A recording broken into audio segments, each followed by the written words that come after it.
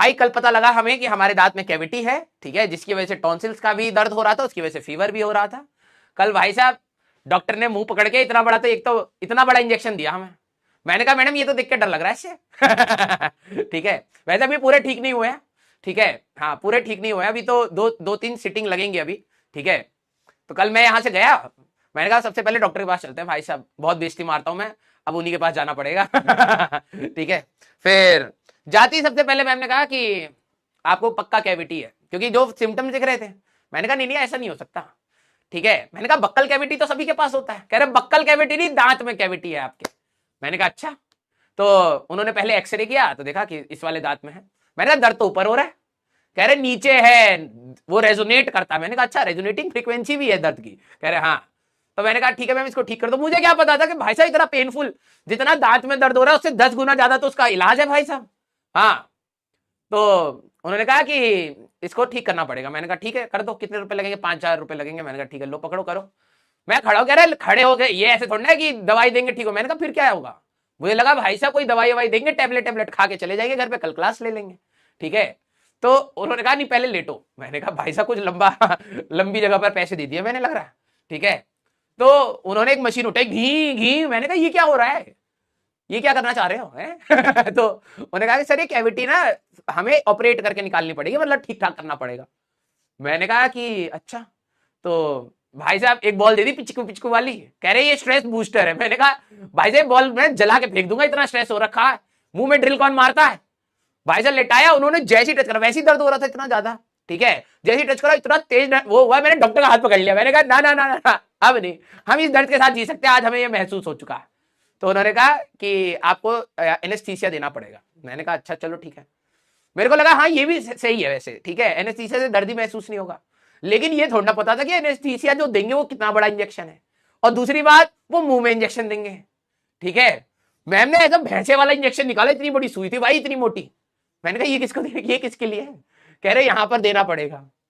मैंने कहा मैम ये दर्द ना मैं जिंदगी भर रहने के लिए तैयार हूं, लेकिन इसको दूर ले जाओ प्लीज। तो कह रहे कि ना ना ना ये देना ही पड़ेगा।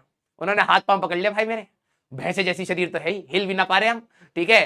पहले एक इंजेक्शन दिया उन्होंने, ठीक है, फिर ड्रिल करा, फिर दर्द हो रहा है। मैंने कहा नहीं मैडम ये तो फालतू का आप दर्द पे दर्द बढ़ाए जा रहे हो।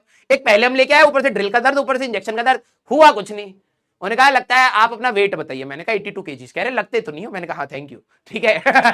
ठीक है। उन्होंने कहा नहीं बड़ा इंजेक्शन देना पड़ेगा, आपके शरीर में गया नहीं है वो। मैंने कहा ये क्या बोल दिया मैंने, ठीक है। फिर उन्होंने और डोज बढ़ाई, फिर दोबारा इंजेक्शन दिया भाई। अब तुम सोच नहीं पा रहे जिनके भाई साहब दांत में हुआ नहीं है नहीं है, ठीक है, जिनके दांत में हुआ नहीं है उनको नहीं पता मसूड़े में इतना बड़ा इंजेक्शन जब लगता है ना, अरे बाप रे बाप। फिर ऐसा मुंह हो गया।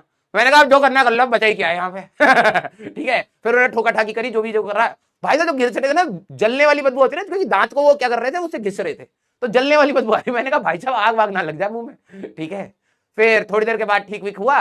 फिर उन्होंने कहा कि ये दवाई ववाई है। मैंने कहा मैम मैं कल क्लास ले पाऊंगा या नहीं ले पाऊंगा ये बता दो, ठीक है। उन्होंने कहा क्लास व्लास आप ले लोगे। और टू बी वेरी ट्रू, दर्द है, पेन किलर दे रखा है, अब अगले सैटरडे जाना है। मैंने कहा हाँ सैटरडे रखिए कि संडे मेरे को रिलैक्सेशन भी हो जाए।